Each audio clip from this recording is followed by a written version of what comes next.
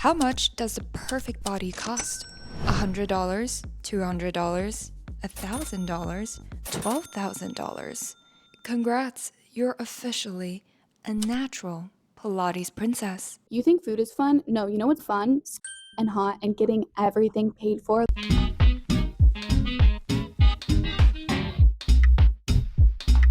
Was anybody else ever told that they're too fat to do Pilates? What do you do for a living? I shop, drink matcha, go to Pilates, and stay beautiful. That's what I do. This video is brought to you by Shopify, but more on that later. If there's a bigger flex than Hermes, a penthouse, a limited edition LOOKBOOK, it must be the Pilates body. It's Pilates. Pilates. Pilates. Pilates. Pilates. A statement piece on Kendall Jenner, Miley Cyrus, Blackpink Jennie, making Liv Schmidt $130,000 a month. Mindlessly grazing on snacks is giving farm animal, not chic cool girl like babe. It's giving farm animal. Building my skinny empire. Join the waitlist to the coaching program for the Skinny Society. The star of the entire Golden Globes. Welcome to the 82nd Golden Globes, Ozempic's biggest night. On you and your next door neighbor third aunt's For You page. In every $200 matching aloe sets and $300 a week membership classes. Alo, Pilates matcha. Matcha Pilates alo. I spent $2,000 to learn how to properly engage my core. Even the CDC knows there are more millionaires than people with abs. So what's stopping you from getting the body of your dreams? By these very easy, lightweight, sweat-free, natural goddess workouts. So many women have gotten leaner with Pilates without trying. But somehow, there is still a way to mess everything up. Being a full-time Pilates princess wasn't going to get me my dream body. 0 results. I gained 10 pounds switching to Pilates. What's happening? So how exactly is the Pilates body about to screw up more than $153.1 billion? A pretty privilege. If you're 200 pounds, you shouldn't be in a Pilates class. There's no reason why they should allow 200-pound people in a level 2 class. Or you shouldn't be allowed to be a Pilates instructor if you have a gut and you're fat. More so, how did it become the it girl, projected to reach $350 billion by 2033? Woke up Pilates, obviously. Long, lean, and slightly superior to everyone else. It's all marketing, babe. As your marketing bestie, who graduated top 1% UCLA Business Economics, we're going to explore how even the hottest Pilates body can still fail you if you have a fake brand. Those women are rail thin because they drink bone broth and they count almonds and they do Tracy Anderson method in their garage. They simply don't eat. Pilates has completely taken away my ass.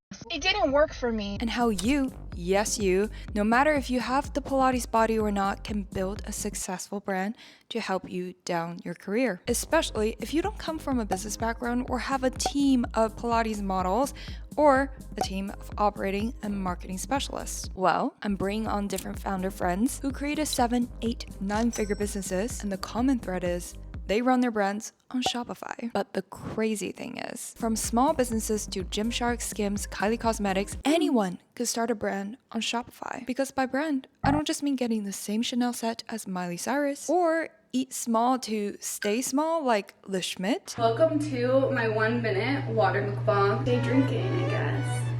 Love you. Branding is about how your future client, future boss, future boyfriend sees you. And yes, you have one. And you won't believe how easy it is to get it right with Shopify. Shopify is designed to make life easier for entrepreneurs from beginners to big brands by providing tools that simplify branding, such as Shopify Sidekick, that creates content and executes tasks for you like a pro. Not to mention the simple drag and drop store editor, easy to use marketing tools, and a back office that oversees all of your operations. I'm creating this series to analyze pop culture brands from a marketing perspective because I want all of us to unlock the unlimited potential to build successful businesses and personal brands. Imagine having a digital assistant that helps you build a brand seamlessly, both online and in person. Pilates Princess or not, Shopify can turn your brand dream into a reality today. Go to shopify.com/ZOEUNLIMITED for a free trial and see what is possible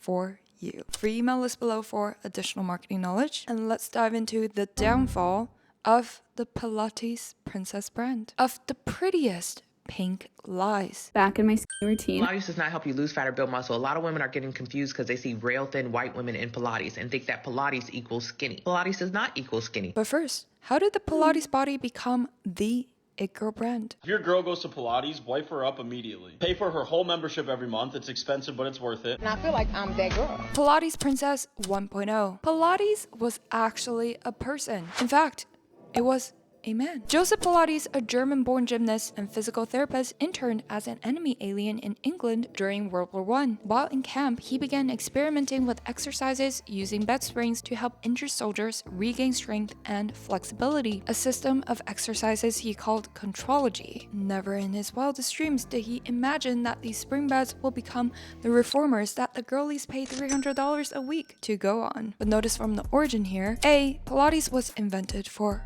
rehabilitation. Not for getting the Miley Cyrus body, not for getting snatched quickly like Kylie Jenner. In fact, you might get snatched slower by thinking that raising your arms 10 times in Pilates will save you from the sweat and, God forbid, bulkiness by lifting at the gym. Don't weight lift, it makes you bulky. Do Pilates. We'll go over that soon. But B, it did not start with an us versus them culture. Of that girl saying that people over 200 pounds should not be in Pilates classes. Like, you guys think that I mean? People be telling me them Pilates machines can hold like 2 people. I'm 2 people. Which will become crucial in the cult-like marketing of the Pilates body. Now, as a fitness lover who has tried many different formats of workout, I don't hate Pilates, okay? It's fun, it's cute, it's overpriced depending on what you want out of it. But as a marketer, I see it as both a powerful play on branding cues, but also an exploitation of 3 marketing manipulations that by the end of this video, you'd be able to see through. So how did a well-intentioned rehab exercise become this get snatch quick scheme? The same brand as the Ozempic body, using the same marketing, same target demographic, same promise of transformation. Pilates Princess 2.0. How much does the perfect body cost? Well, if you're going the Pilates route, that is $300 a week for classes, plus $200 matching sets, plus $150 reformer shoes you'll definitely need. But if you're not seeing the results as Miley Cyrus or your skinny friend who didn't have much body fat to begin with and trained at the gym for 5 years, don't worry, Hollywood also has this nice little cheat code to snatch Miss Ozempic. That is $1,000 a month or $12K plus a year. In fact, they made so much money they could sponsor the Golden Globes. Yep, Ozempic's biggest night. I got the Globes to do, so, you know, gotta get it all in. The whole show was an Ozempic campaign that marketers copied fiber for fiber to Pilates, with the first marketing manipulation of association between Hollywood glam and Eli Lilly's drugs and the Pilates body. What is a brand, you guys? Just like how there are tons of plastic microfiber in stores, on the streets, in the trash, but $3.90 of plastic turned into a hot brand that everyone is fighting and camping for. Because the halo value of Labubu came not just from the association with pop princess Lalisa, but also Dua Lipa, Rihanna, Rosé, and everyone on your For You page. In addition, the placement of Labubus on Hermes and other luxury handbags enhanced the brand perception. Oh yeah, Labubu is luxury. Now that's some marketing magic that turns $3.90 into $13,000. What about the Pilates and Ozempic body, which are essentially the same physique? Flat stomach without the six-pack, toned arms without visible muscle, long limbs, dancer lines, tiny waist, soft curves, no bulk. Well, since the 1990s, the VHS era wellness boom, celebs like Madonna, Uma Thurman were name-dropping Pilates in interviews. Gyms started offering not-so-cheap mat Pilates to meet demand for women seeking quote-unquote toned, not bulky workouts. Entering the 2010s, boutique studio era, with the rise of SLT, Club Pilates, and Solid Core, the association of the Pilates body with status and luxury continues to strengthen. A, with the high-class fees. B, with more and more celebs dropping hints at it in the media and on Instagram. Meghan Markle, Kourtney Kardashian, and even Jennie Kim. But wait, that's not all. Sure, all the it girls and successful women look like they're doing Pilates, but that's not a strong enough reason to drop $300 a week on a workout and $500 on the outfit, right? Enter the 2020s TikTok era. It's not just Blackpink Jennie doing Pilates now. It's not just Miley Cyrus trending because of her Pilates princess arms and abs. It's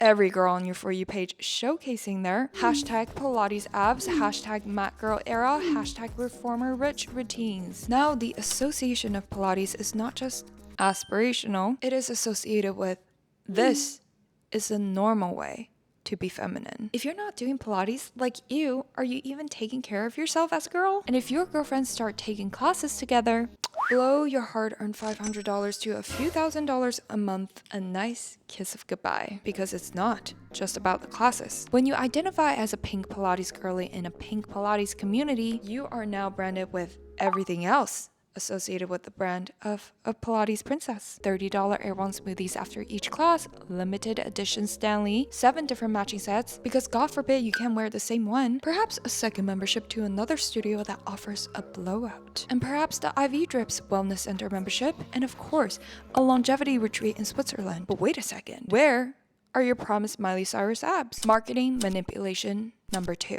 Status. In order to understand this marketing technique, we should talk about cults. In the book Cultish by Amanda Montell, 2 of the 6 key elements in the formation of a cult are A, us versus them mentality, Long, lean, and slightly superior to everyone else. B, repetition and ritual. Wink wink at your Pilates routine. Now, not all cultish organizations have to be cults, and not all of them cost you an arm and a kidney after 5 years in, but from a marketing POV. It exposes that humans have a weakness that make them willingly make these time and money sacrifices to be in a cult, and that weakness is status. For the Pilates Princess, that status comes from 2 forms of exclusivity: body exclusivity and price exclusivity. Pilates isn't about access, it's about aspirational restriction. Not everyone can afford it, not everyone can look right doing it. What the hell?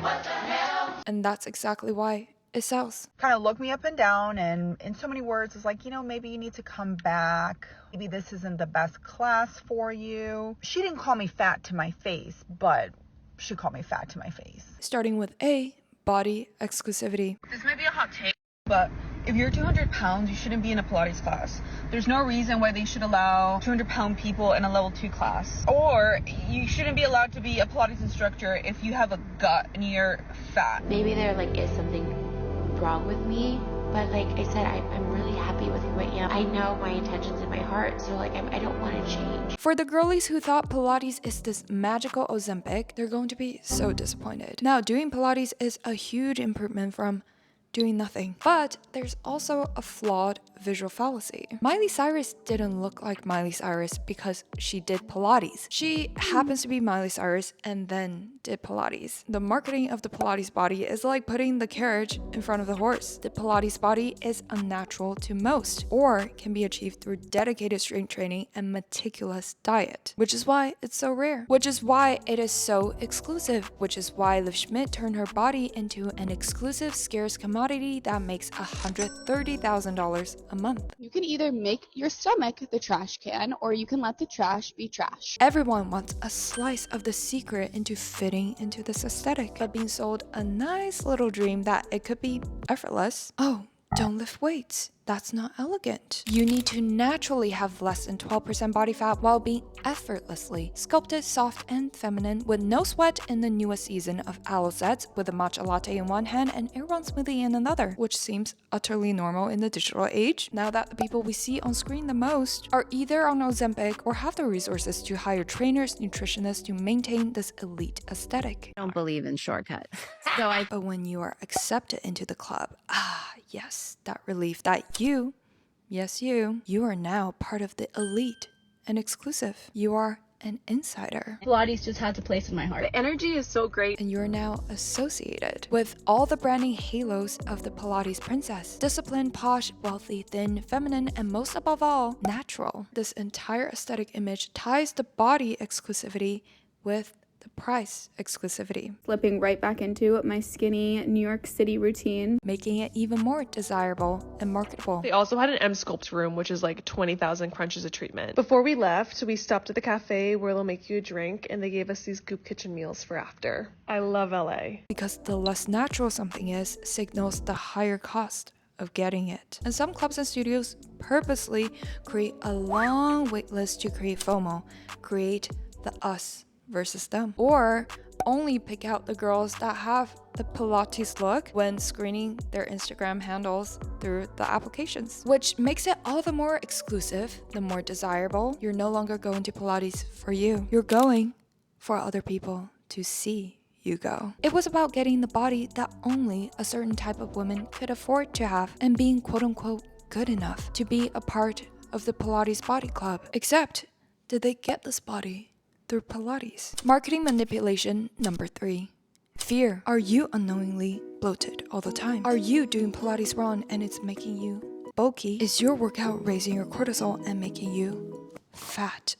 What is fear-based marketing? It is when a brand taps into your insecurities, anxieties, or fears, then offers their products as a solution. Not you want this, but you don't want what happens if you don't get this. People don't buy with logic, they buy with emotions, then justify it later with logic. Notice the formula. First, expose a problem you didn't know you had. Second, amplify the urgency and insecurity. Third, present a quick fix, product, membership, workout. In addition to selling you the fear of quote unquote getting fat if you don't do Pilates, the Pilates Princess culture also markets you the fear of getting muscle. Oh no, you cannot be bulky and man-like, which from over 5 years of lifting, I can tell you is total BS. A, the amount of caloric surplus, grams of protein, and progressive overload you need to build just a little bit of muscle is so high. You have to take the steroids and eat 7 chicken breasts a day like the gym bros in order to look like a gym bro. But more importantly, B, women need muscles for health to prevent bone fractures as we age. But the fear is very valid. I did so much cardio I hated at the very beginning of my PCOS weight loss journey because muscles have been so demonized, and I thought I will look like Hulk if I lift. But no, I just look like what I look like now. I took care of my body, and as the byproduct, have abs. And this is why the Pilates body brand, meaning every single business built on selling this image, is doomed for a downfall because it's selling artificial value through dishonest marketing. In addition to emotional manipulation of fear, creating this us versus them, us being the Pilates girlies and them being everyone else who choose other ways to take care of their bodies, like lifting weights that might ironically actually get them to the Pilates body. It dangles this unrealistic carrot of get snatched quick, no lifting heavy, knowing damn well that 90% of the people it's targeting will not get the results. But the community will make it feel like a you problem. You just haven't done enough classes. Wink wink. Wallet, you just need to eat cleaner. Wink wink. Air one. Don't get me wrong, I think Pilates is a great way to move the body, great way to have fun in a class environment, but when packaged and sold as a get snatched quick solution or a status symbol, most likely the only thing getting snatched is your wallet. The snatch Pilates body are a result of A, genetics, B, building muscles, C, having a low enough body fat percentage. None of these are promised by $300 classes or $200 sets. And of the ones you can control, building muscle and lowering body fat, Pilates is one of the least efficient and most expensive ways. No bulkiness, remember? But I have to say, one of the best marketed ways. Time with the increased demand of thinness as the body positivity wave dies down. The Pilates body says it's all about health and empowerment, yet there is nothing healthy or empowering about not gaining muscles. In fact, that's the side effect of Ozempic. It's just a matter of time that the girlies realize $30 Air One smoothies with 700 calories and 40 grams of sugar are probably not doing them too much in health improvement. Neither do the $200 cute sets, nor the third $300 gym membership. Yeah, I actually know someone who has that. So let me know if you think the Pilates body brand is here to stay, or it will, just like the BBL epidemic, hit its grave. For homework, ask yourself or your business, what problem does your brand solve emotionally? What are you doing that feels on trend but not true to you? If you learned something here, send it to someone you love, give it a 5-star rating. Free email list, resources, all links are below. This is your marketing bestie, Zoe Unlimited. Episodes are available on all podcast networks, Apple, Spotify, YouTube, and if you like this episode, make sure to check out these other 2 I made just for you.